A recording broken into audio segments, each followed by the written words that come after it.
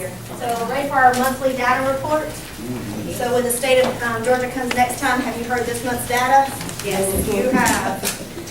Okay, DOE feedback was fabulous. They were so impressed with our building, they were so impressed with our staff, with our culture here. They loved being here, they thought it was very positive, and they were excited. So give yourselves a big round of applause. You did great with that. That lady was Mimi, what was her last name? Goodenrath. She was awesome, and so we'll be seeing more from her in the upcoming months. So this month's feedback. Our peak time is 10:30 in the morning. Our peak day of the week for referrals is Thursday. Our peak behavior that we are referring for is disruption and disrespect. And fourth grade, you're the winning team again. Top referrals, way to go, fourth grade. Just so you know, we have 132 reflection zone visits. Now that's reflection zone and ISS referrals. 16 of those are ODRs, which are office discipline referrals. So 16 actual write-ups. Now that could have been from the bus too. So 16 this month so far. Any questions about your data? Have you heard this month's data? Yeah. Excellent. Zone passes. Please make sure that you're using your passes on a consistent basis. Even cafeteria, playground, auditorium, media center, your zone passes are in there. Also, make sure you're using them to document buddy zone and chill zone. We're using them really well with reflection zone, but we still should be documenting all the zones. So please make sure you're using your zone passes.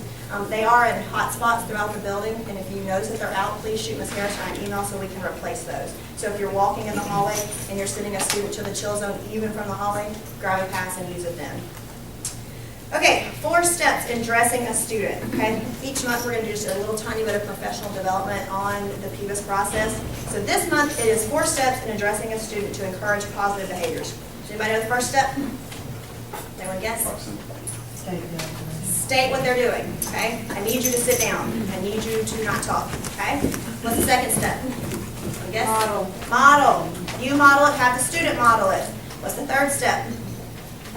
Practice it. And then finally, the 4th step, acknowledge that you see it happening. Okay, I see that you're listening. Thank you for closing your mouth. Okay, so again, state the behavior, model the expected behavior, have the student practice the behavior, and then acknowledge it. Any questions? Anything from PBIS so far? Okay, that's PBIS this month. So turn to your shoulder buddy and tell them the 4 steps of what to do when readdressing behavior. Sure.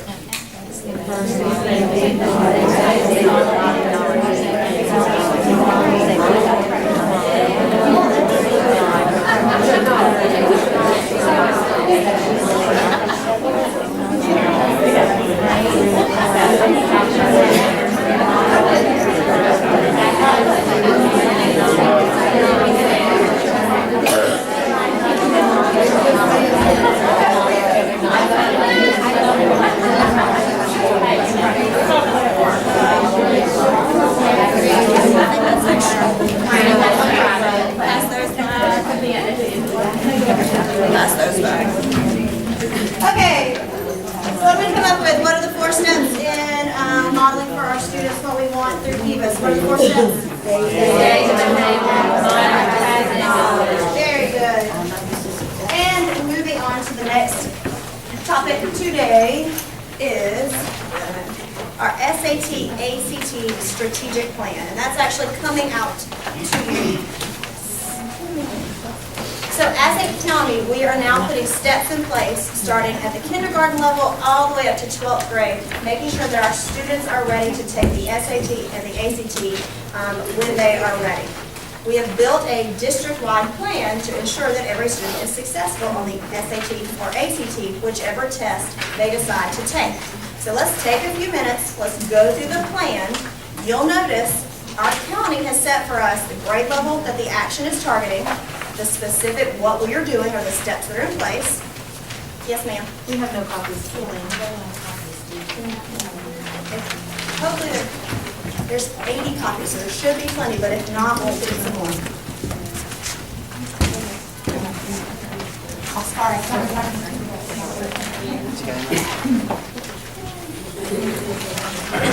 What our evidence is to how we know this is happening in our school system.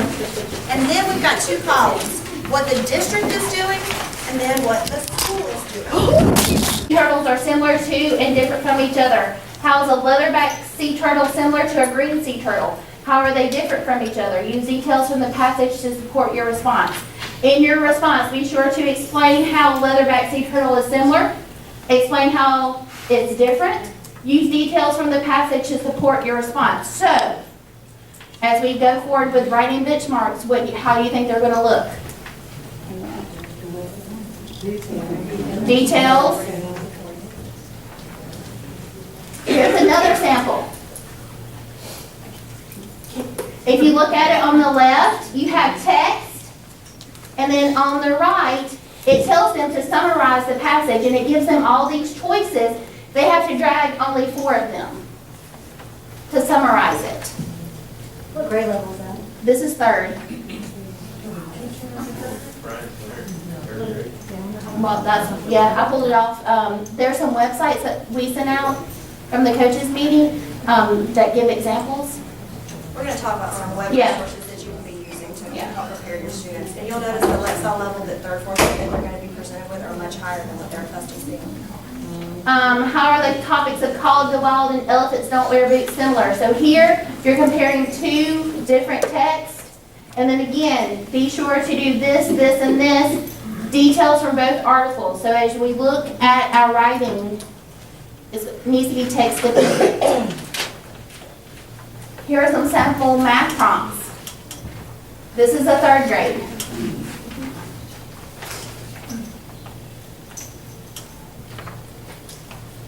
And 4th grade.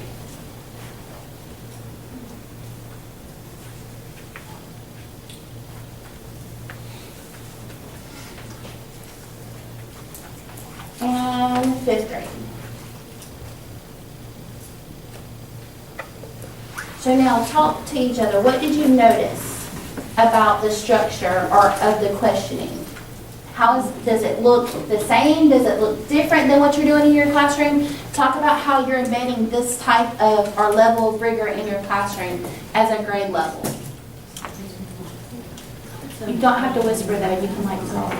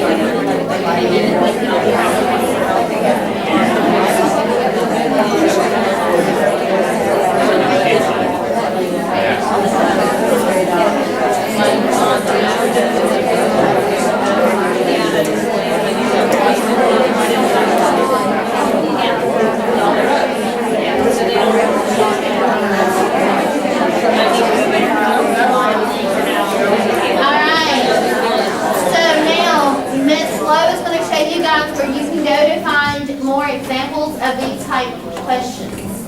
So when you log on to Open Canvas, you need to go find the grouped technology toolbox. The easiest way to find that is up in your search bar. Just type in technology toolbox. There's a couple other responses, but you'll be able to see that cool picture of the tree.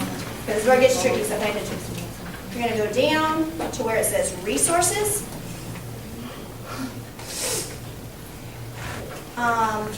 And not just for this, but there's all kinds of fabulous resources, lots of things for Active Inspire.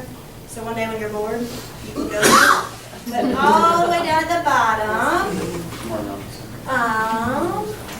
right here under Great Resources. I don't know if you can see it, but it said Great Resources. There's all kinds of things to help support you. Georgia Milestones practice test, and then a resource toolbox. And what will pop up, allegedly, let's hope it does. Look at that, it works. An Excel spreadsheet, and it's broken down for you when it pops up into these websites help with typing. These websites help with constructed responses. These websites help with extended responses. This has been shared with us on OneDrive, and more professional development is coming on that if you're unfamiliar with it. But as you guys find things, this is open for all of us to edit. So you go in and what you're doing is working, see if it's on here, and if not, let's add it. And this is shared with everybody in the county. Okay? So again, it's under tabs. The default, just so you know, is high school. So you're going to want to come down here and click elementary school. It's just the way it's set up. So just make sure you're clicking through there so that you can go through and find what you need. But Engage New York, it's Engage, and then NY is a fabulous resource for constructive responses. Okay? If you haven't gone there, it's on that one up there. So keyboarding sites, constructed and extended responses. If you need help getting there, just let me know. I'll be more than happy. Okay? All right, any questions? Moving right along.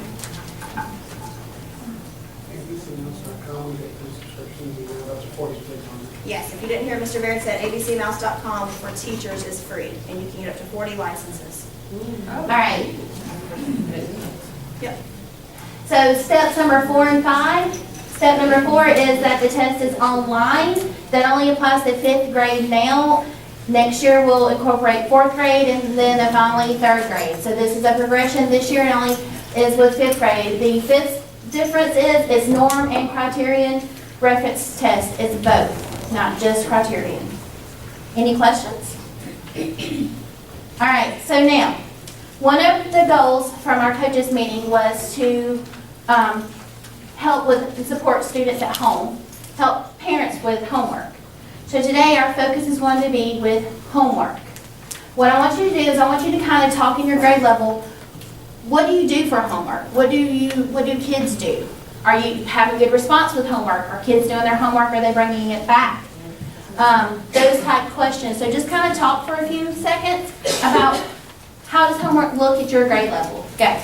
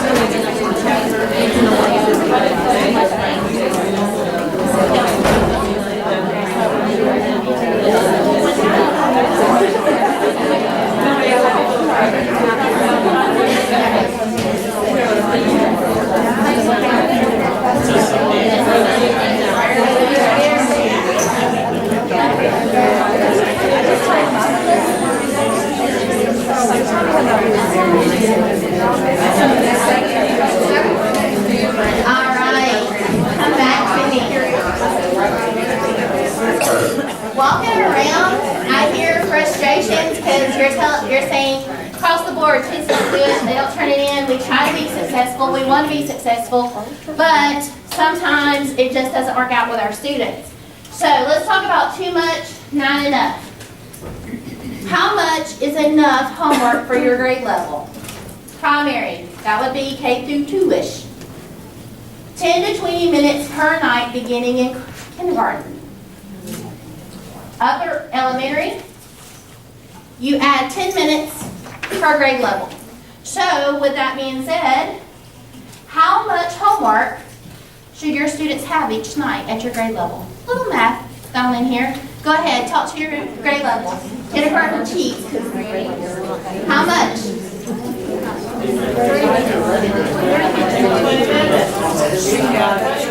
All right, so kindergarten, how much should you be sending home each night? 10 to 20 minutes, is that about what you do? First grade, how much every night? 20, 30 minutes, is that about what you do? Second grade, how much? 2030? All right, third grade? Where is third grade? That would be me. That's you? Third grade. About 30, 35 minutes to you. You're about 30, 35 minutes. And fourth grade? How much usually a night? About 40. 40, 40? Okay, fifth grade? 2 to 3 hours.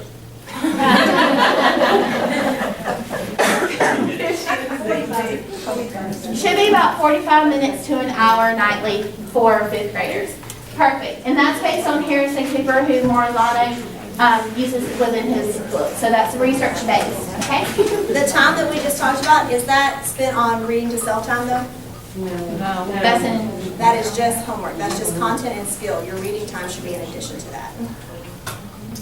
all right, so now I'm throwing out some Morizano strategies and Mulligan strategies. Spot the fib. One of these is a fib. You have to figure out which one is the fib. Homework should help students establish good study habits and foster positive attitudes toward school.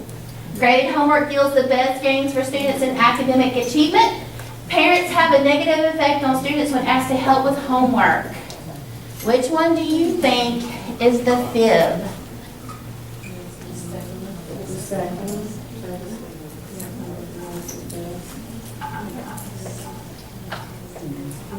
All right, when you have a thought, just give me your symbol. So I know everyone at least has something to say. All right, Ms. Cook, what you think? Which one's the fib? The second one? You think the second one is the fib? Why do you think the second was the fib? Because it's just practice.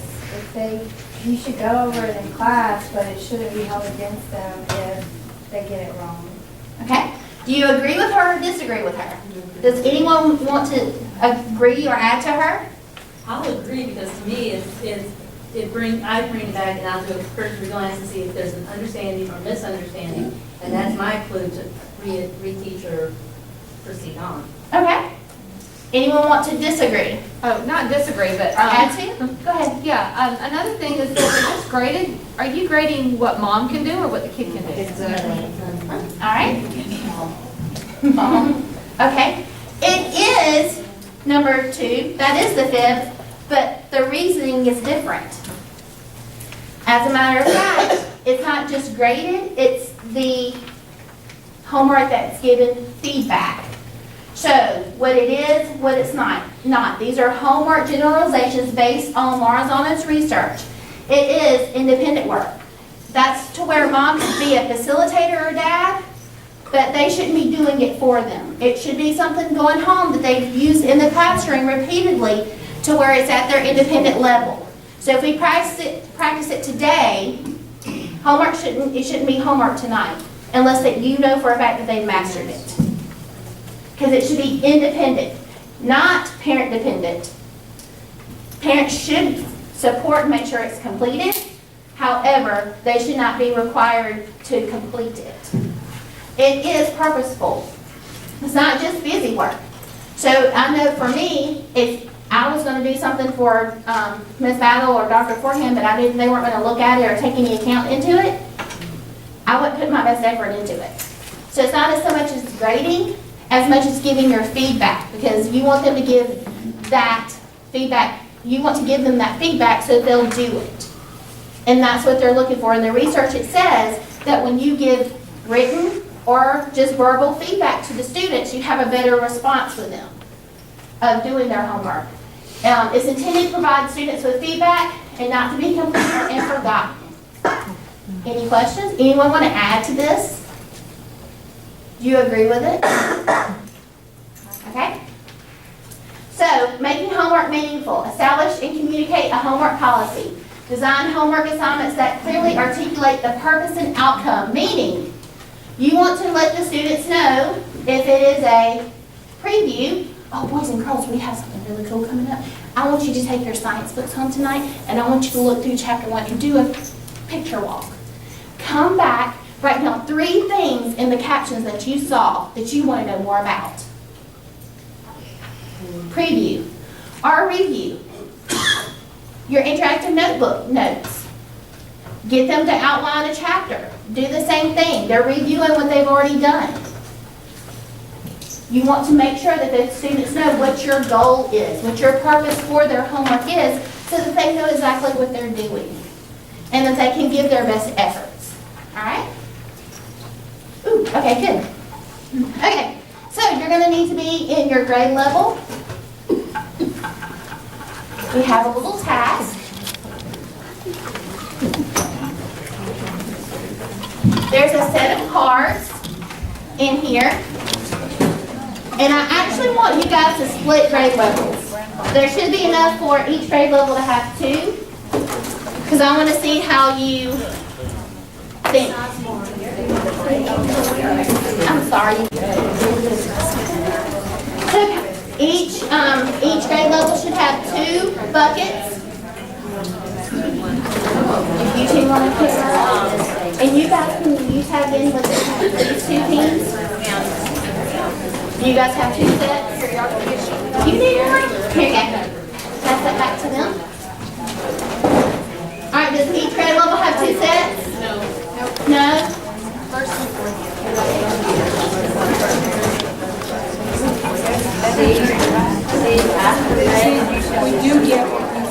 Pass that on back. You can give them to y'all. All right, so what you're doing, sorry.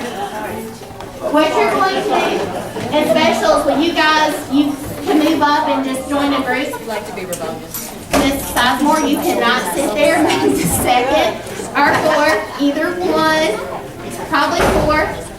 Okay, there's a set of card, a baggie. There's a baggie in there.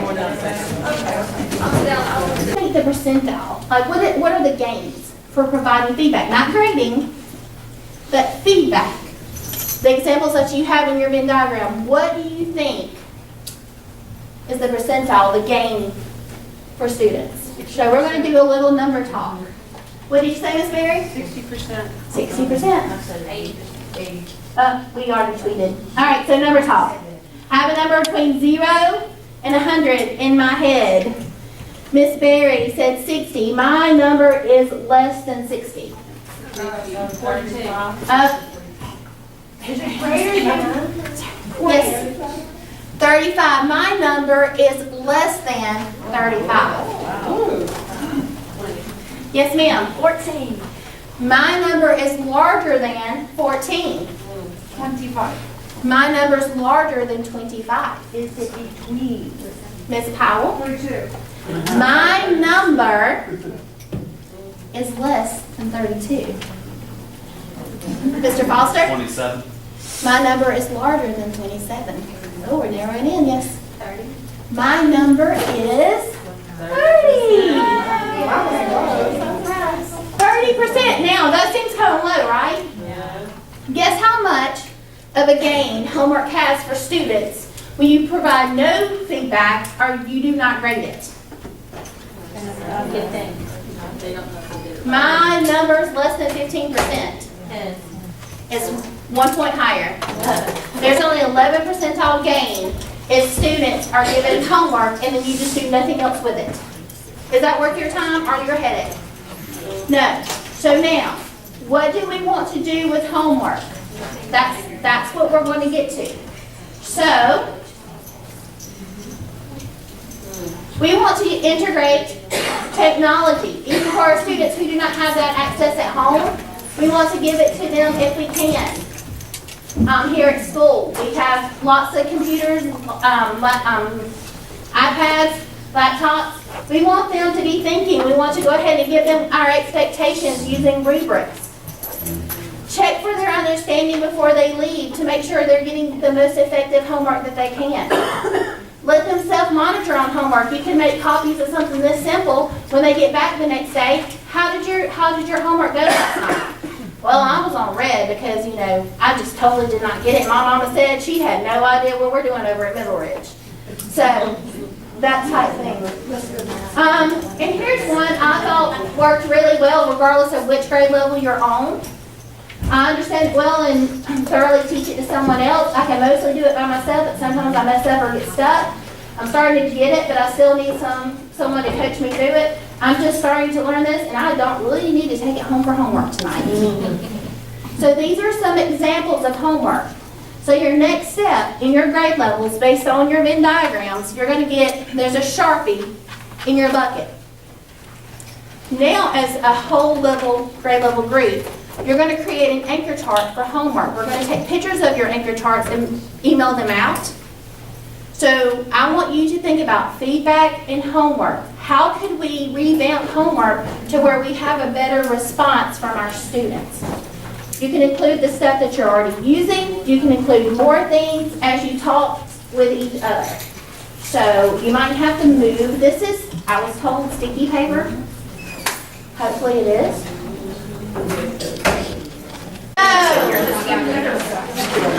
Last piece. Dr. Forehand's getting pictures, and what we're going to do is we're going to take the pictures and send them to you to see how it kind of progresses. Because you never know. You might be kindergarten today, but you might be fifth grade tomorrow. You never know what happens in the future. And the thing is, sharing ideas. Guys, we're a team. So we don't need to keep all of our great ideas to ourselves. We need to share them because we want everyone to be just as great as everyone else. You know, we're all unique, just like everybody, right? All right, so check for understanding. There's one last piece we always have to summarize. So in your box, there are pens, and you may have to put a little thing off the bottom of your pen. There's this sheet right here. I want you to either put feedback or homework, whichever one, and fill out the organizer. Then at the bottom it says next steps for coaches. You should only have one. There should be enough for everyone. If there's not, let me know and I'll go get more copies. There should be.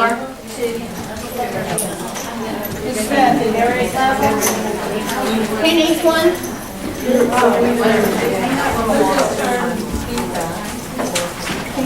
So in the box term, you can change that to Word. This is actually already saved in the faculty folder on the L drive, so you can manipulate this document however you want to. But the term would either be homework or feedback, whichever one you want to focus on. And then if you notice right there, I have a self-assessment, my understanding. So a 1 would be, I don't need to, Ms. Smith, I'm just not getting it. Please give me more direction for my grade level. Number 2, okay, well, we've been trying to work on it. We're working towards it. 3, yes, I get it. I got some ideas. Let's move forward with homework. 4, we're good. This grade level's great. Let's move on to the next step. Your description of homework based off the information you got today and your anchor charts. Draw a picture of it. What does homework look like for you at your grade level? Give an example, and just what did you think about today's faculty meeting? And then next steps for Christina and I. How can we do better? What can we do? How can we support you better at your level? Okay, any questions? Now, as you leave, if you don't mind,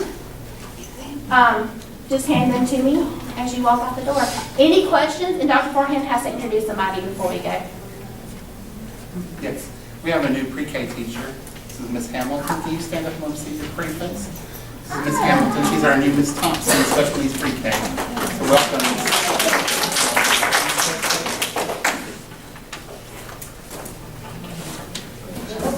Before anybody leaves,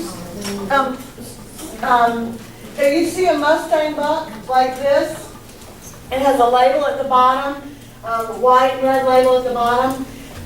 Safety Patrol actually asked if there was a way that they could recognize positive and good behavior in the hallways. I spoke with Dr. Forehand, Ms. Battle, and Ms. Harris, and what we came up with is, yeah, we'd like to do that, but we wanted to have lots of restrictions because students with Mustang bucks could be a little tricky. So what we came up with was a label at the bottom. It's signed Safety Patrol. Each patrol member has 3 bucks, and they would give those out to outstanding Mustang behavior. We went over the rules today. They understand that if they go to the market with one of these bucks, they're immediately dismissed and other consequences.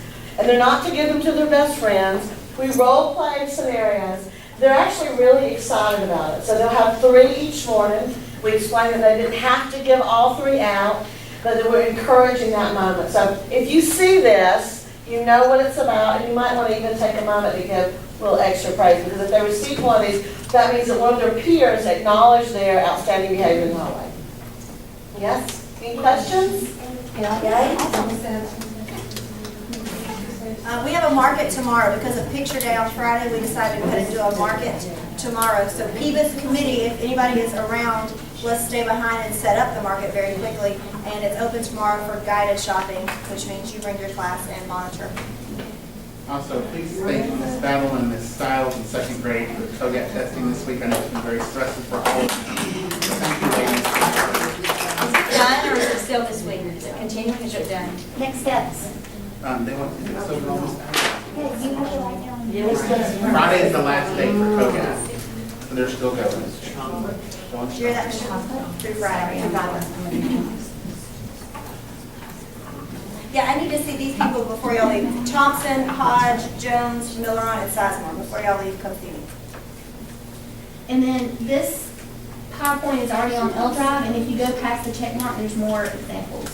If anyone from your team was absent today, this has been recorded, so it's their responsibility to get together and watch this video and to do the activities as well. Y'all hear that? Okay.